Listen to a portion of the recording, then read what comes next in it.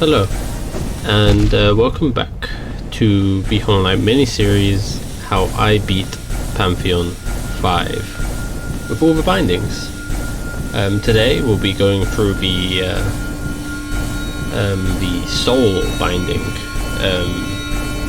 which I managed to do on my second attempt, which I'm very happy with. Would you like to see how my first attempt ended? I'll put that up right now. Not very good, is it? Very unfortunate. Anyway, so I took the second attempt and I realized after like a couple bosses it wasn't recording, so I will be starting on the massive moss charger basically. So let's get into it in 3, 2, 1, go. So let's see. We'll start with the basics. The soul binding. You only have enough max soul for one spell cast, one heal. So what are we gonna do? We're gonna have a nail build.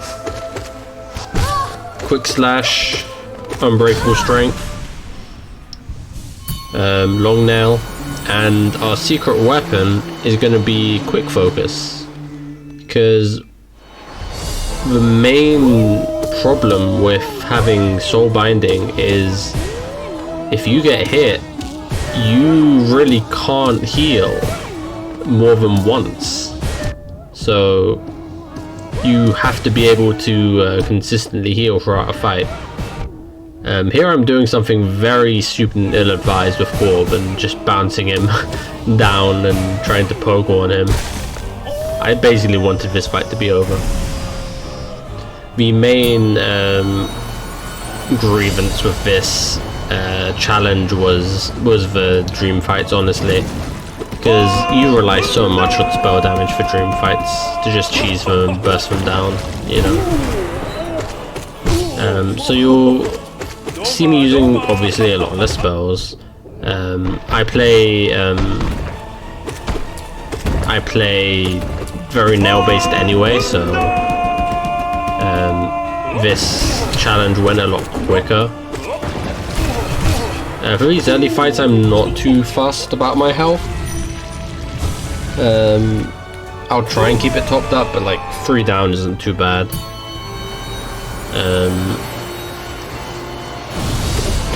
Soul Warrior, honestly, not too bad. Just keep up with the ads, kill them as quickly as possible, keep one eye on the boss. With unbreakable strength, they die in one hit. So there's no reason an ad should be alive for very long. So if you just charge the ad, kill it, you get a bit of soul. Easy job. I should be healing right now. I'm not sure why I'm not. Someone past me. Post commentary me is not very happy with you. But again, it's early bosses, so there's not really too much like risk. That was an unfortunate jump, but he's dead, so die. You know. Yes. Oro and Mato. We love to hear from them. Nail-based builds, just shred them down. It's fine, but you're not going to have the opportunity to de-dark them if you need to. I'm gonna take this time to heal a bit. I waited too long to heal, so it just stole my soul. That's unfortunate. When they're together, they try to overlap their attacks, but if you just back off and then let them attack, then you should be fine.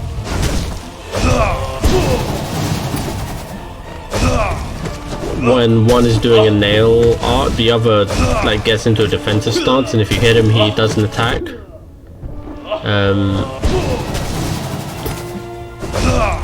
It's a bit hard to to predict, but not too bad. And especially when they jump up, they're very vulnerable. Or I do my favorite thing and get hit. And their nail slash is quite like deceptively large. It's the same with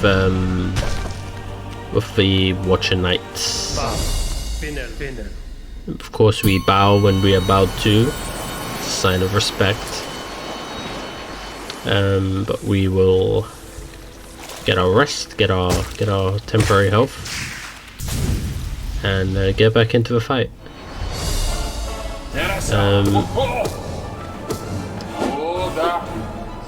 Zero. My tip last time was to pay attention to which side the nail gets fired from, because it will return to that position as I jump off. I'd say the most crucial part is that part right there. When he transitions into phase 2, you hit him with an Abyss Shriek, it does great damage. Because he doesn't move, he doesn't get like knocked back by the Abyss Shriek. Which is generally, like you see there, why the Abyss Shriek does no damage. But we can leverage the fact that we have this temporary health here and just, you know, just burst down bosses. Crystal Guardian, especially for a nail build, you are utterly pathetic. The fact that he got that like petty last hit pissed me off.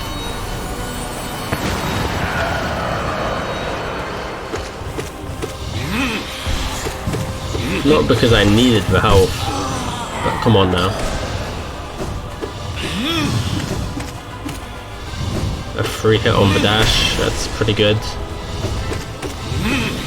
Optimizing your movement against Soul Tyrant, Soul Warrior, Soul Master, sorry. It's essential. It's so much fun to do.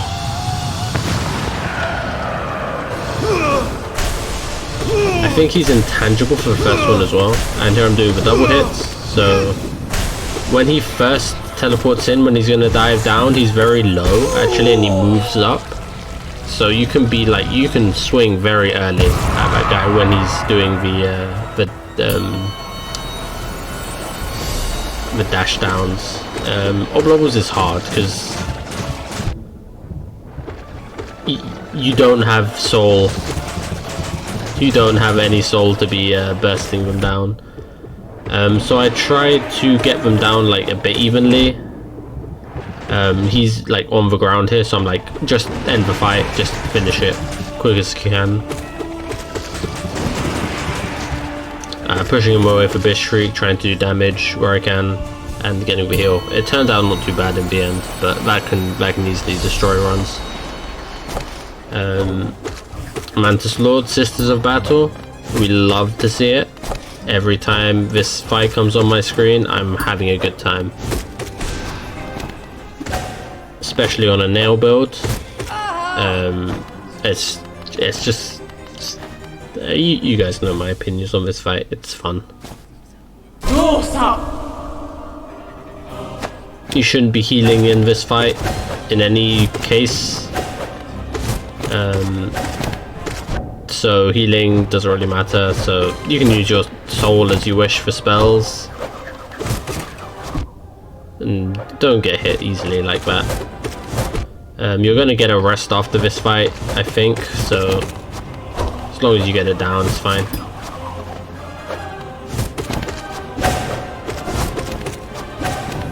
This fight is just all about the rhythm. And let me tell you, I don't got no guilty feet.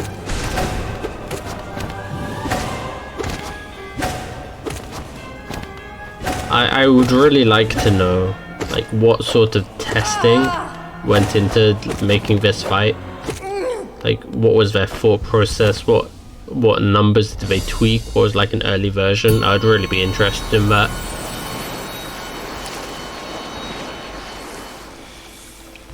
Like we get to Sisters of Battle and I have nothing really to say. Like next time it comes on, I'm just gonna be like, oh, because it's just such a it speaks for itself. What more can I say? But Marmu is just a fight. The thing, if you're doing Marmu with Nail, is to try and hit him horizontally, because he bounces upwards. If you bounce him upwards, then he's just going to be bouncing off all of the walls and going to be annoying as hell. Canonical MILF time, and yeah, you just kill the flukes. He falls over. Jump hit, jump hit, jump hit. And when flukes get too near, kill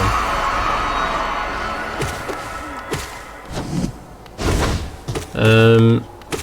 One tip I don't think I said for Broken Vessel and Lost Kin is don't jump unless you really need to. You see, I keep very grounded here. Because he can catch jumps really annoyingly with his jumps. Because his jumps are very quick and they target you, and it's really annoying. My boy Galeon, again, keep an eye on the scythe and you'll be fine. It has a lot of inertia, so it won't turn on a dime. And the other scythes just move in a straight line, they're simple. I'd say keep an eye out for where Galeon is drifting, because he can easily walk into you or float into you. Shio's easy. Should be patient, more patient than I am if you're having trouble. It's just, you know, I know the rules so I can break them.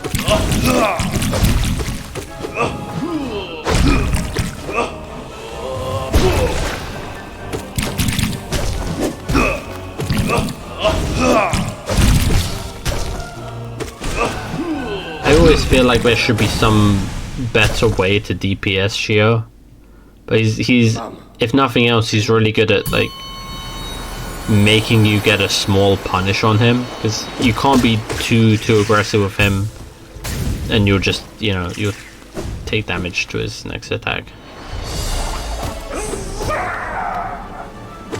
Hive Knight with for nail build, just pogo him. It's better than Shade Souling. Try and get rid of the bottom one, because that'll explode first, and then you can dodge the others. Or get rid of one, because it's really hard to look at the lines of each of the explosions. And obviously when you hit them, do an up slash, but be diagonal to them so you don't immediately get hit. Elder Who being Elder Who, he's going to immediately do his RNG, get off me move. Gonna charge a dash slash and make him regret that.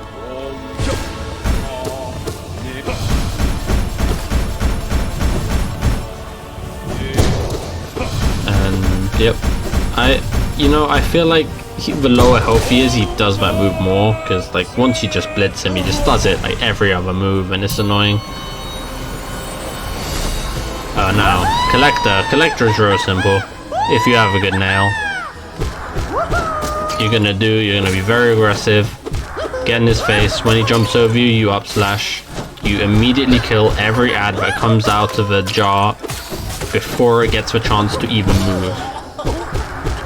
And he will often come down afterwards, so you can be very aggressive with the jars. And if they're too far away from you, you fire a spell at them. Simple. And he just falls over.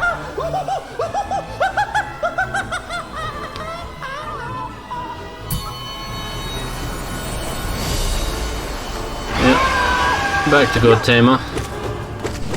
I'm hitting the actual Tamer just to push him back here, because I don't really want to be hitting him. And at that stage, when the Tamer's walking you into a corner, I don't know why he's doing that, but he's not going to spit at you in that position, I don't think. So you can just get free hits off on him. Honestly, the God Tamer is like really superfluous to this fight. And of course, the best tech, hide inside the mask. And the Grimmy Boy. If you hit him, he'll immediately do a pomegranate move. Again, this is just about getting good punishes, knowing what his moves do and where you can and cannot punish him.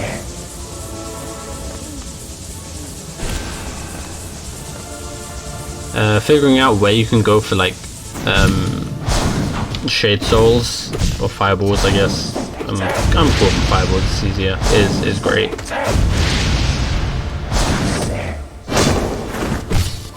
You get to dash through those spikes before they go, and then as they're going down, and you get a free punish. That was a bit unfortunate.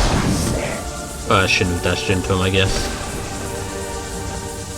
Remember, after you fire a spell, you also have, like, it stalls you in the air, and it also gives, you also have the opportunity to shake look out of there. But that will put you very close to the boss, so it's a last resort, like you know you're going to get hit kind of thing. Grim will do this, and Nightmare King Grim will do this at set intervals during the fight. So if you hit him while he's bowing, he will do it. But other than that, he will do it at 25, 50, and 75% of his health. So it's a good way to mark your progress in the fight.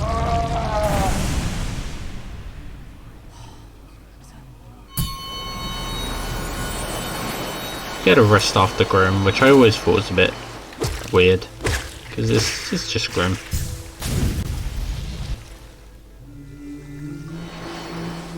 Like regular Grim has like the difficulty to me of like, I don't know, regular Mantis Lords. Watcher Knights with Nail, just be careful for the nail swing, it's very quick. And unlucky with a bounce back off a wall. Knowing which ones spawn, like in what order, I think it's the same. There I try and do the Shade Soul, but I don't have a massive Shaman Stone Shade Soul, so it's like, it's a lot harder. I think I went for it there as well, but the other guy was trailing.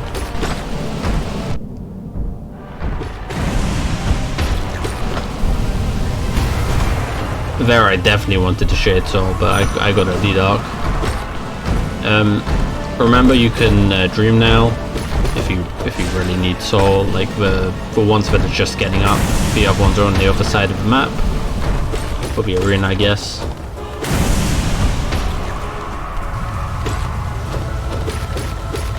Yeah, that's pretty much it. There is like a window, like when the Watcher Knights are just getting up, where that you can hit them and they're not doing anything, so that's good to look out for. But they are invincible for most of that animation. Not a bad fight, not a bad fight.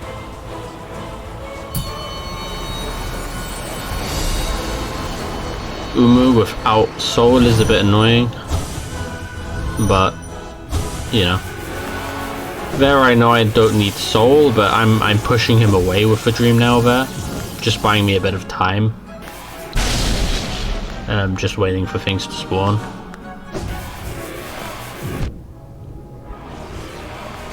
I know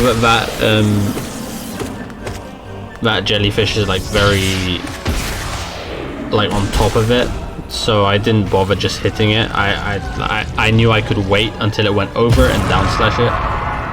And the explosions of those things do like a good damage to it as well, so you don't need to worry too much about the punish on Umu itself.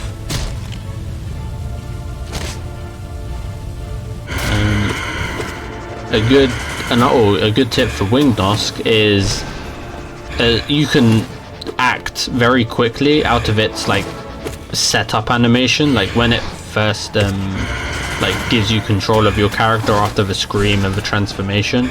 You saw it there, I got 2 hits off on him, like 3. And anything, let me tell you, anything to make this fight this slog go just a bit faster, I will take, because it's a shit fight, I'll be honest. People didn't like Nosk, so we made Nosk into Revenge Fly King and made it even worse.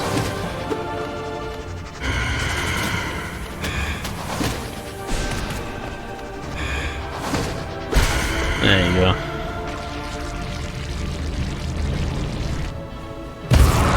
At least we have a cool like Quantum Mask, and there it goes, goodbye. And Sly with Nail. This is like this is how things are supposed to be.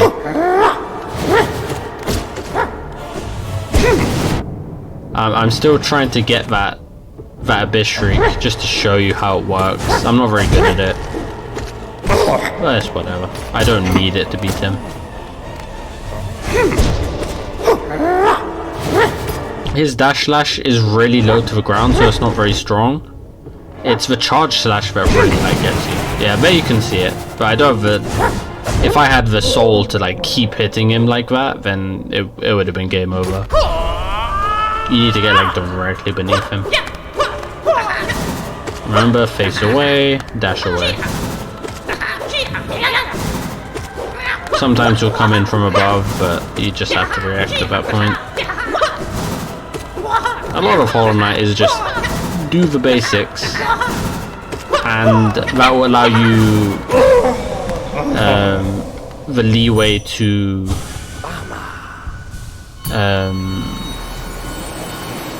like when you get hit, when those exceptional circumstances happen, then you're fine to get hit and it won't like kill you. Scrapping with Hornet, it's a bit more difficult, or maybe, than doing it with spells, because you have to be like very in tune with her like space control, especially her counters. If you don't have Shade Soul for her counters, then it can be tough. But she doesn't have too much health, so you can just be hyper aggressive and get her done like that.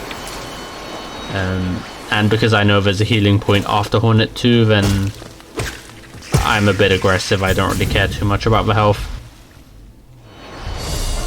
On to the joke boss. Yeah, it's... you get it. There's nothing to say.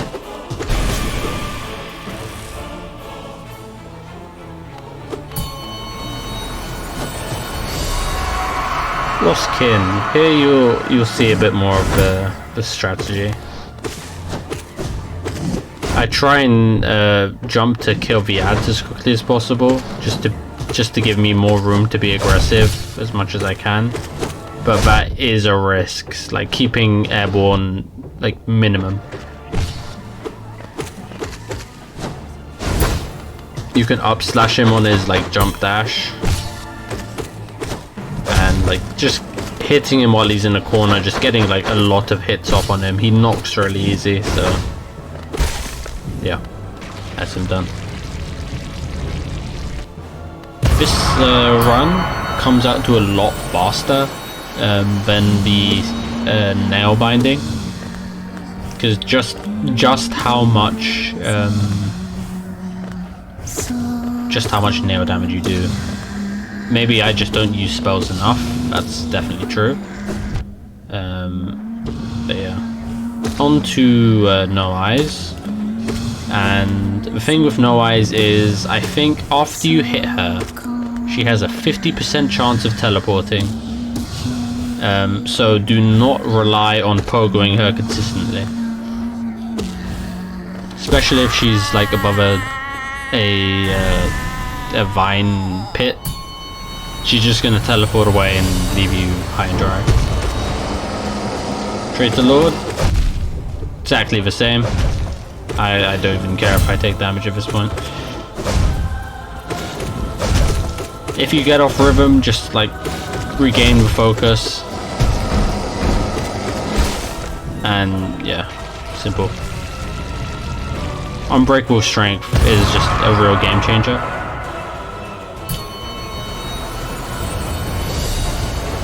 White Defender. Optimizing White Defender for nail swings is just hitting him when he like pops out, and when he goes down as well. That was a bit unfortunate. I'm getting annoyed by getting hit, so I take a lot of heals this fight, I think. Yeah. I try and get him while he's popping out, but it gets me hit a fair few times. But like, you can heal him this fight for days. Even if I didn't have quick focus. Just go to the corner. Like, the odds of you getting hit are fairly low. This is a nice tech for White Defender. You can cheese the entire fight this way. You're good, better than me.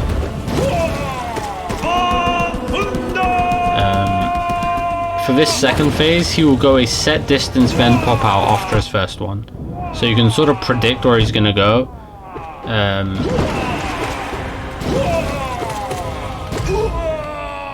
yeah, he falls over. More like incidental damage than you're going to take elsewhere, but it's not likely that he kills you. If he kills you, it's because you let the fight take you low enough health where you can't heal consistently. So Tyrant. All of the optimizations are great for nails. Obviously spells are really good for this fight, but nail dash nail, even nail dash nail dash nail, that's going to be your friend in this fight. Because, yeah, just optimizing damage, getting him while he's moving, shifting tides, dash dash, yeah, nail dash nail, and that's the Abyss Shriek. When he gets stunned, he gets hit by most of it. Sometimes he gets hit by all of it, I think, as well, so that's great.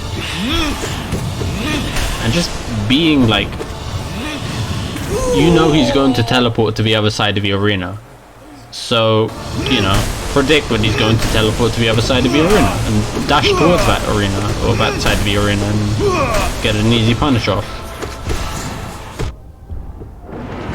We'll have a bit of contact damage here. Get a bit off rhythm, take a couple hits, it's easy, it's fine. Not a confirmation. Now, imagine, if you will, not being able to cheese the worst fight in the game. I hate this fight with every fiber of my being. Yeah, I'll do that a lot, because I'm already, like, my default for when I see Markov is annoyed. Like, there is no redeeming this boss.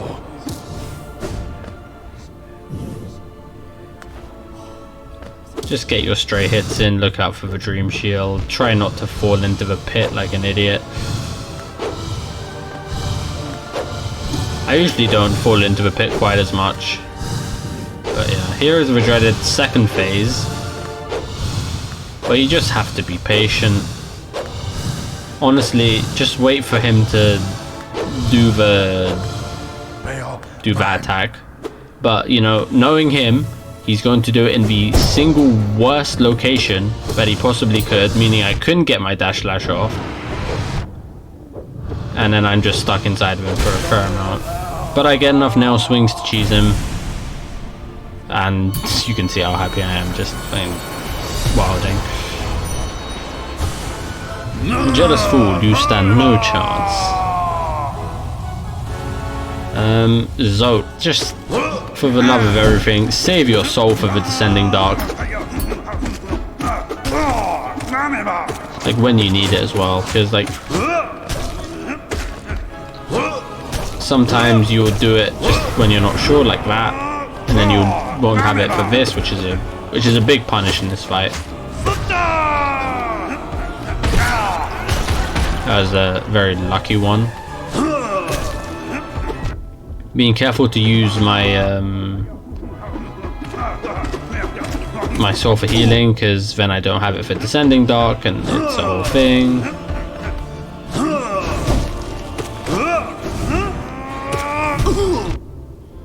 That shockwave always hits just a slight bit higher than you expect. And those exploding volatile Zotlings, making it impossible for me to actually punish him. So, once again, 4 health into the next boss, which of course is Failed Champion, which is scary, but you'll mostly do Failed Champion without much soul anyway, because you don't get soul for hitting him, which I thought was like a very interesting choice,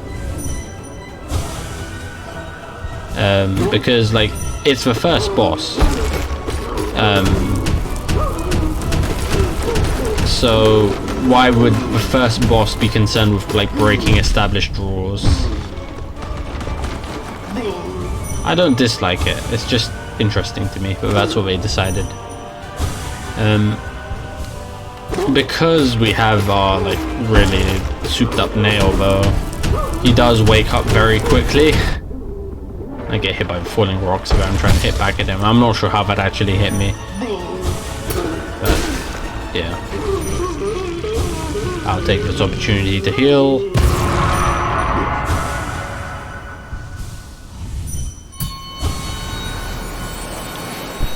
For Nightmare Kingdom. My heal gets interrupted there, which is annoying. So I'm down soul and I'm 2 down on health, which means I'm down an entire hit, basically. But you played Nightmare Kingdom exactly the same. You, especially with pillars, you will save your soul for the shriek. Get some nice hits off. Try and hit the bat. You only get 1 hit off because it's a real bastard. And try not to get hit.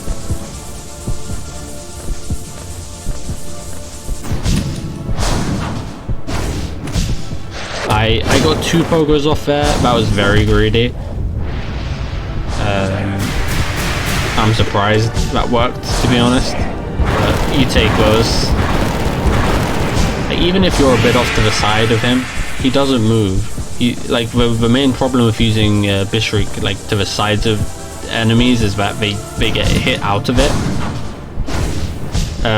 Some enemies don't take knockback from Bishrik at certain times, and that's one of them, so you don't need to be concerned about that. So even if you're not perfectly aligned, you didn't like manipulate the pillars by walking slowly. Yeah.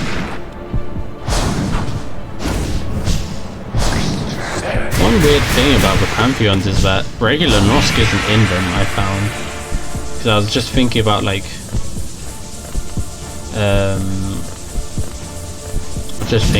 what was I thinking of? Oh yeah, enemies that you manipulate like their patterns by walking like in staggered steps, like this. Like when Nosk is above you, he'll do the whole ceiling pattern.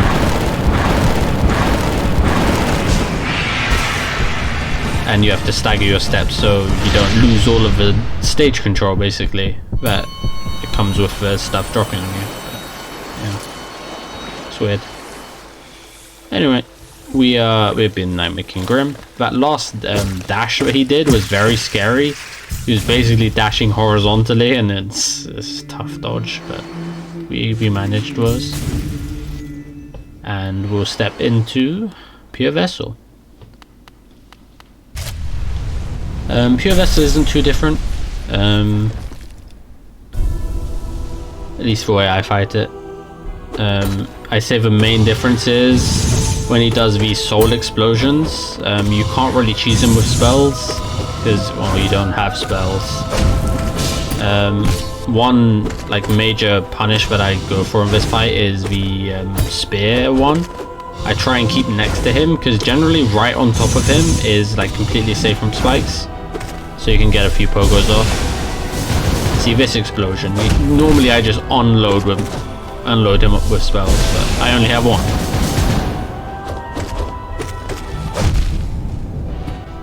Sometimes he'll just bonk you, and you just have to hold those. It's fine. Be very careful for the counter. Some people like the descending dark through the soul explosion. I don't like that. It seems a bit overcomplicated for hitting with the dark instead of just hitting him with spells from range. But yeah, we get him. It's fine. On to Absrad, where we try to optimize nail damage.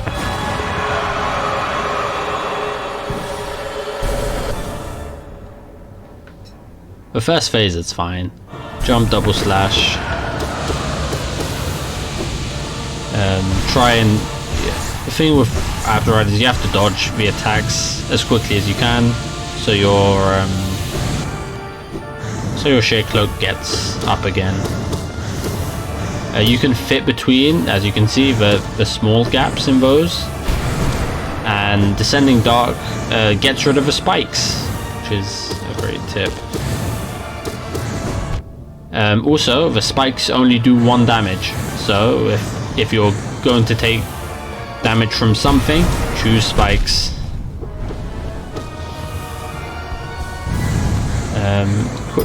Quick focus though does a lot of work for this fight. You'll see me do a few RNG checks here. I wait for like a decent pattern and then I go for a heal. It's not guaranteed to work, but it's a risk I'm willing to take at this stage since I'm pretty low on health and I won't be available to you know, burst down the second phase with spells anyway, so what's the point? Not the best spawn off the, you know, off the first one. What I really want is like him to spawn on one of these central platforms, maybe like one to the left or one to the right of this. Like this one. This is good. I know he's going to do an attack when he gets here, so I generally like, you know, pogo him as much as possible, and wait for the dark just on the right timing. And I had nothing to do there. I might have been able to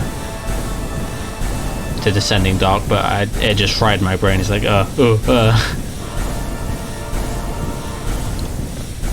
I have room for 2 hits, which is very scary to be happening here.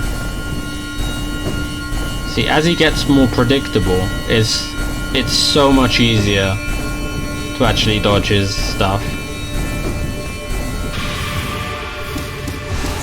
So we're going to do our tried and true tested method of pogo and dash and try and keep up.